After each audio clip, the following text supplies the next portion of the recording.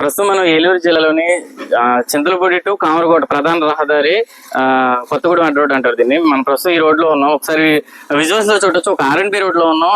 ఇది ఆర్ఎన్బి రోడ్డా లేదా చెరువుని తలపిస్తుందా అనేది తెలియని పరిస్థితి. చాలా దారుణంగా ఉంది ఇక్కడ రోడ్డు కూడా.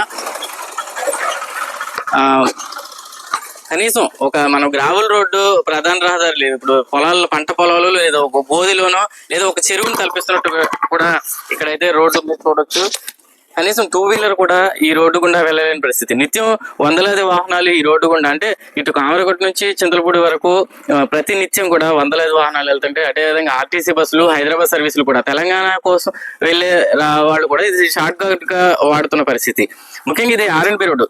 ఏ పొంత లేదా పొలం చెరువు గట్టు కాదు, కానీ పూర్తిగా కూడా ఈ ఒక చెరువుని తలపిస్తూ ఒక బురద గుంటలాగా కూడా ఇక్కడ రోడ్ అయితే ఉంది. ఇక్కడ ప్రయాణికులు వాహనాలు ఈ రోడ్డు గుండా ప్రయాణిస్తుంటారు. కానీ కనీసం ప్రభుత్వాలు మారుతున్నాయి, ఈ రోడ్డు మాత్రం బాగుపడట్లేదని అయితే ప్రయాణికులు ఆవేదన వ్యక్తం చేస్తున్నారు. కనీసం రోడ్డు కాకపోయినా గ్రావులతోనైనా కనీసం ఒక 2 వీలర్ 4 వీలర్ వెళ్ళే విధంగానైనా సరిచేయాలని చెప్పి అయితే ప్రయాణికులు ఆవేదన వ్యక్తం చేస్తున్న పరిస్థితి.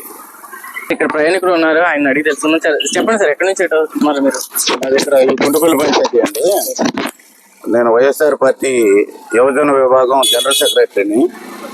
ఈ రోడ్లన్నీ ఇంత అధ్వానంగా ఉన్నాయి, ఈ కూటమి ప్రభుత్వం పట్టించుకోవట్లేదు. మరి నిన్న మా పార్టీ కార్యకర్తలు మేము కలిసి ఈ రోడ్ని గోతులు పడిపోయి దగ్గరగా పిల్లల వ్యాను, ఈ పామాయిల్ లారీలు ఇవన్నీ కూడా ఇక్కడ దిగబడిపోయినాయి. ఒక రోజంతా ట్రాఫిక్ జామ్ అయిపోయింది. అయితే దీన్ని పోసారు కానీ ఇంకా గోతులు అయ్యి ఇంకా సరిగ్గా లేవు. ఆ తెలుగుదేశం నాయకులు కామెంట్ ఏం చేస్తున్నారంటే, ఈ 3 కిలోమీటర్లు పోయండి, అది పోయండి, ఇది పోయండి అని చెప్పి కామెంట్ చేయడమే కానీ దీని మీద పూర్తి బాధ్యత తీసుకోవట్లేదు. తీసుకుని కొద్దిగా ఎమ్మెల్యే గారి దృష్టికి తీసుకెళ్లి దీన్ని ఈ రోడ్డు ఇంకా ఎదురుకెళ్తే ఇంకా చాలా అధ్వానంగా ఉంది, దీన్ని ఇచ్చేయమని చెప్పి కోరుతున్నాం. వైఎస్ఆర్ పార్టీ తరఫు నుంచి దీన్ని ఈ కూటమి ప్రభుత్వం నిద్రపోతుంది. ఈ నిద్రపోయే విధానాన్ని మేలుకుని ఈ రోడ్లన్నీ బాగు చేయాలని చెప్పి కోరుతున్నాం.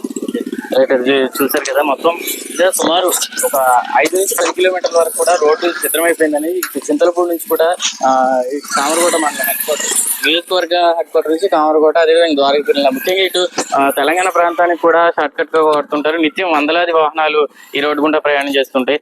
ఏదైనా ఎమర్జెన్సీ, కనీసం అంబులెన్స్ ఏదైనా వచ్చినా కూడా ఇక్కడ ఈ రోడ్డు మార్గం నుంచి బయటికి వెళ్ళే పరిస్థితి అయితే కనపడిన పరిస్థితి. కాబట్టి ముఖ్యంగా ప్రయాణికులు కోరుకునేది ఏంటంటే, పూర్తి నిర్మాణం కాకపోయినా కనీసం ఒక 2 వీలర్ 4 వీలర్ సాఫీగా ప్రయాణం చేయడానికి ఈ సరిచేయాలి, గోతులు పూడ్చాలని అయితే ప్రయాణికులు ఆవేదన వ్యక్తం చేస్తున్నారు.